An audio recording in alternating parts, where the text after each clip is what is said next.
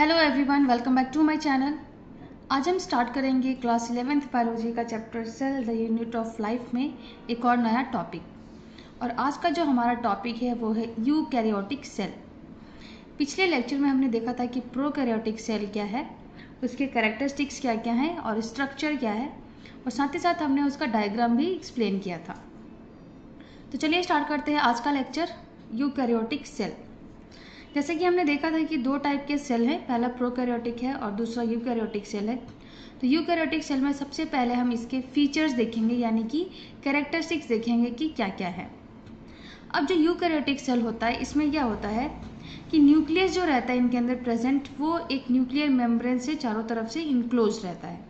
तो सबसे पहले तो यही याद रखना है कि eukaryotic cells have the nucleus enclosed with in the nuclear membrane, यानी कि न्यूक्लियस न्यूक्लियर मेम्ब्रेन के अंदर प्रेजेंट रहता है। दूसरा पॉइंट ये याद रखना है कि जो आउटर मोस्ट लेयर होता है यूकैरियोटिक सेल का, वो होता है सेल वॉल। नेक्स्ट है कि यूकैरियोटिक सेल जो होते हैं, इनमें क्या होगा कि अदर मेम्ब्रेन बॉन्ड ऑर्गेनल्स बहुत सारे प्रेजेंट रहते हैं, जो कि साइटोप्लाज्म के अंदर प्रेजेंट रहते हैं। डायग्राम में दिखाऊंगी आपको किस तरीके से प्रेजेंट होंगे। तो जैसा प्रोकैरियोटिक सेल में हमने देखा था कि उसमें बहुत सारे मेम्ब्रेन बॉन्ड ऑर्गेनल्स प्रेजेंट नहीं रहते हैं, लेकिन यूकैरियोटिक सेल में क्या होता है कि मेम्ब्रेन बॉन्ड ऑर्गेनल्स प्रेजेंट रहते हैं साइटोप्लाज्म में। अब इनके अगर लोकोमोटरी ऑर्गन की बात करें तो जो फ्लैजिला है या सीलिया है, यही इनके लोकोमोटरी ऑर्गन्स हैं। इनकी मदद से ये सेल लोकोमोशन करते हैं। नेक्स्ट पॉइंट याद रखना है कि जो यूकैरियोटिक सेल्स होते हैं, इनमें क्या होता है, साइटोस्केलेटन होता है, और ये साइटोस्केलेटन प्रोटीन फिलामेंट से बना होता है। बहुत ही इंपॉर्टेंट पॉइंट है कि इनमें साइटोस्केलेटन प्रेजेंट होता है, यानी कि इनके अंदर साइटोस्केलेटन है और ये बना हुआ होता है प्रोटीन फिलामेंट से।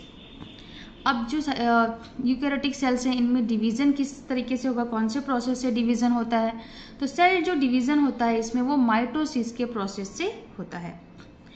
और यहाँ पे याद रखना है कि जो न्यूक्लियस होता है इनके अंदर प्रेजेंट, इसमें सिंगल लीनियर डीएनए होता है, जो कि जेनेटिक इन्फॉर्मेशन को अपने अंदर कैरी करके रखता है।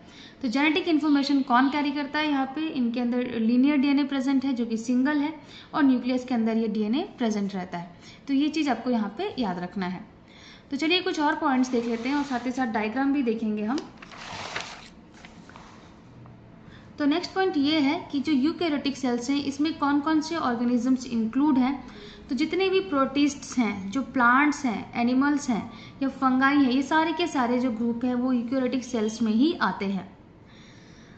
लास्ट पॉइंट हमें ये याद रखना है कि यूकैरियोटिक सेल्स अगर कंपेयर करें हम इनको प्रोकैरियोटिक सेल से, तो ये जो यूकैरियोटिक सेल्स हैं ये काफ़ी बड़े होते हैं, काफ़ी लार्ज होते हैं प्रोकैरियोटिक सेल्स के मुकाबले। तो ये तो हमने कुछ यहाँ पे फीचर्स देख लिए, यानी कैरेक्टरिस्टिक्स देख लिए।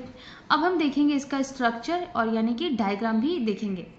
तो बहुत ही इंपॉर्टेंट है ये डायग्राम, और यहाँ पे हम मेन देखेंगे कि क्या क्या चीज़ें प्रेजेंट हैं यूकैरियोटिक सेल के अंदर। तो ये बहुत ही सिंपल सा डायग्राम यहाँ पे मैंने बनाया है, और आप बिल्कुल सिंपल तरीके से बनाइए और इसमें सारे ऑर्गेनेल्स को दिखाइए।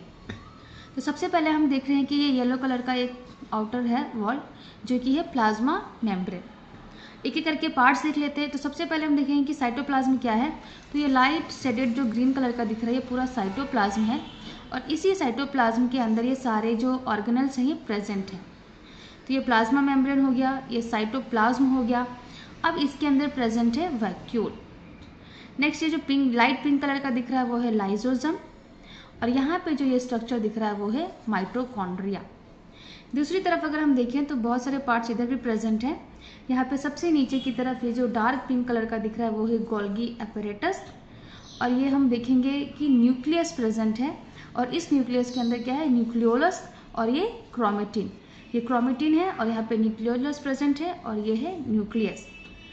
यहाँ पे हम देखेंगे कि ये इंडोप्लाज्मिक रेटिकुलम प्रेजेंट है। जो ब्लू कलर का दिख रहा है पूरा वो इंडोप्लाज्मिक रेटिकुलम है, लेकिन इंडोप्लाज्मिक रेटिकुलम में कुछ एक ऐसे हैं यहाँ पे जिनके मेम्ब्रेन के ऊपर राइबोसोम्स प्रेजेंट हैं। तो वैसे इंडोप्लाज्मिक रेटिकुलम जिनके ऊपर राइबोसोम प्रेजेंट है वो होते हैं रफ इंडोप्लाज्मिक रेटिकुलम, और वैसे इंडोप्लाज्मिक रेटिकुलम जिनके ऊपर राइबोसोम्स प्रेजेंट नहीं है वो होते हैं स्मूथ इंडोप्लाज्मिक रेटिकुलम। और यहाँ पे बहुत सारे और भी हमें राइबोसोम्स दिख रहे हैं। तो ये सारे का सारा स्ट्रक्चर जो है वो यूकेरियोटिक सेल का है और इसके अंदर जो जो पार्ट्स प्रेजेंट है वो हमें देखना है। इन सारे जो ऑर्गेनल्स हैं उन्हें डिटेल में हमें पढ़ना है, एक एक करके एक्सप्लेन करना है।